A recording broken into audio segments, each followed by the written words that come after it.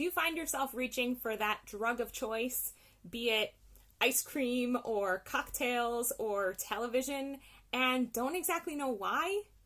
I'm Hannah Mason, and in today's Spark, we're going to explore the addiction loop. I'm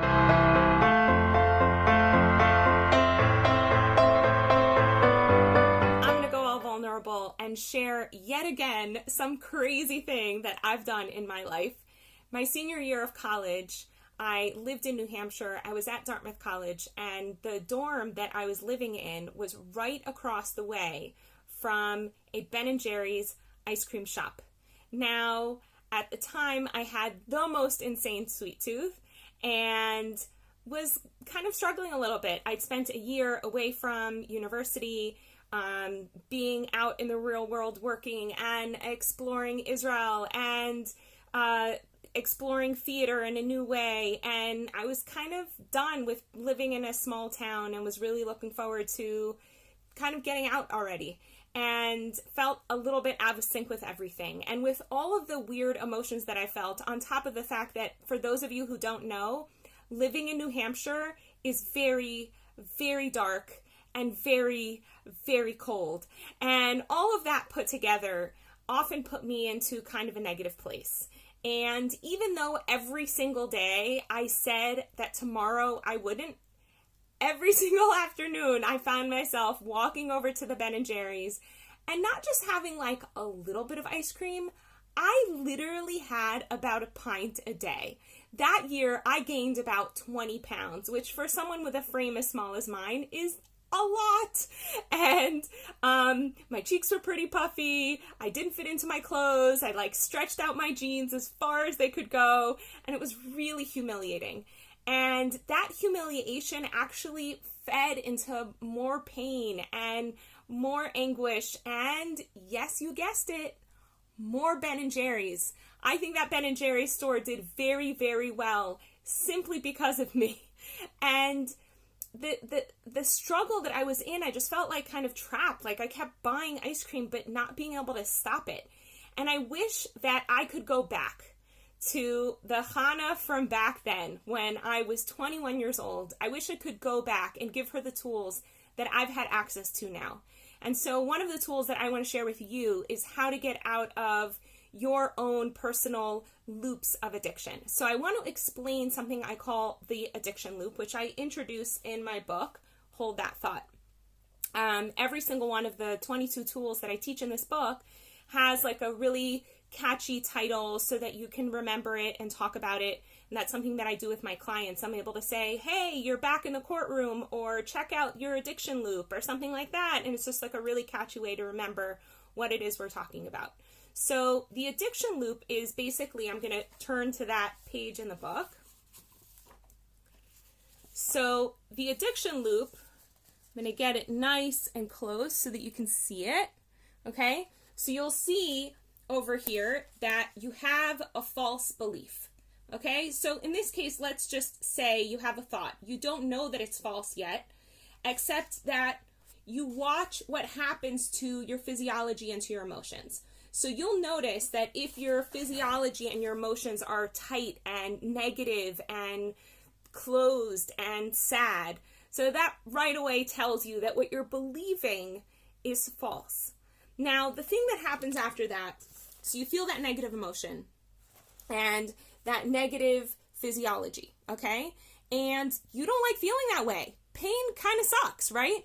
And especially living in the United States where I was, American culture is very into do everything in your power to avoid pain, right? So I ran away to, and right, when we're stressed out, we go into fight or flight. And so I went to flight and I flew away into the Ben & Jerry's and yet another pint of ice cream. Now the challenge with that is, do you see how I have an arrow here leading to false belief? So how could eating the Ben & Jerry's feed into my original false belief that, I don't know, I don't belong at Dartmouth anymore, let's say, right? It doesn't.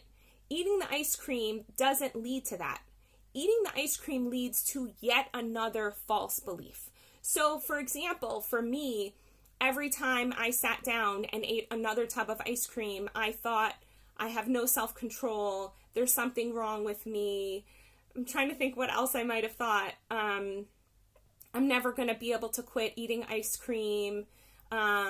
This is just another evidence of my being a failure. Whatever, and I'm sure you guys have all tasted thoughts like that, right? All of these thoughts are just universally yucky, and yet we all think they're like ours, and they're really humiliating and really embarrassing. But I'm able to actually share them with you and not be that embarrassed, because I know you've had a bunch of these thoughts too. And if not you, then the person sitting right next to you, right? So there I am, eating the ice cream, and the ice cream is just this neutral, cold, milky substance. But it's feeding thoughts that I have about my eating the ice cream, and it's fueling further negative states. And so now the new false belief is there's something wrong with me. And when I believe there's something wrong with me, guess what? I go into a tight, small, negative place. And when I go into that place, guess what I want to do? You betcha, eat more ice cream. And then I eat more ice cream, and I might further feed there's something wrong with me, or maybe that time is like, yep, yes, more evidence that I am a failure. And so what happens? I feel yucky, I eat more ice cream. I have another false belief. I feel yucky, I eat more ice cream. What this basically means is that addiction is simply a tool that we use in order to comfort ourselves or to escape from pain. That's it. It's just our trying to cope with pain, because we feel like the pain is so big that we're actually trying to cover it up in some other way. Now, one really, really clever way the body has of avoiding pain, in case you're curious, is creating physical pain. So if you have an emotional pain, the body might actually believe that it's more dangerous than having physical pain. And that's where over 90% of back pain comes from, is actually the body's way of distracting us from the emotional pain. So for some people, getting physical pain is an addiction in and of itself, because it's just trying to cover up the emotional pain that's really so scary. The body thinks it's so scary and so dangerous. It would rather you suffer under physical turmoil. So in any case, what do? What most people try to do when they are dealing with an addiction is they try to attack the addiction. I'm going to attack eating ice cream, or I'm going to attack smoking pot, or I'm going to attack my alcohol, right? And they even go so far as to say they have a disease of drinking alcohol. And I don't actually believe that that's what happens. I actually believe that what happens is that we're believing something that's causing us pain. And we're doing a really understandable human thing of saying, I don't want to feel pain anymore. The problem is the tool we're trying to use to avoid that pain is not particularly helpful, and more often than not actually creates more pain.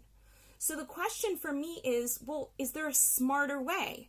And that's when inquiry came into my life and was like super revolutionary, because I could just say, if what's causing my pain is a belief, well, why don't I just look at the belief and question its veracity and question what it does for me and look inside and say, hey, is this working for me, right? So I can look at a belief like, this is more evidence that I'm a failure, recognize that it shuts down my physiology, brings me into a negative emotional state, question it, turn it around, and reshift it so that it's no longer causing me pain, and it might just not come to visit me anymore at all. And so for you, I want you to ask yourself the question, whenever you're in a place where you're feeling emotional pain or have already leapt to trying to escape that pain by going to your drug of choice, before you reach for that phone, before you reach for that tub of Ben & Jerry's, ask yourself, what am I believing that's making me do this? What am I believing that's making me feel that way? And if you feel like you need help in that process, coaching can really help. I'm here. I'm totally available. I have time in my schedule, and I'd be happy to work with you and help you process the thinking that's causing you pain so that you can experience more joy and clarity and vibrance in your life. And again, as I always say, my coaching is 100% guaranteed because I want to make sure that you have fabulous results. In the meantime, I wish you a beautiful day. Want to experience more vibrance, clarity, and joy in your life? Book a guaranteed session at hanamason.com/joy.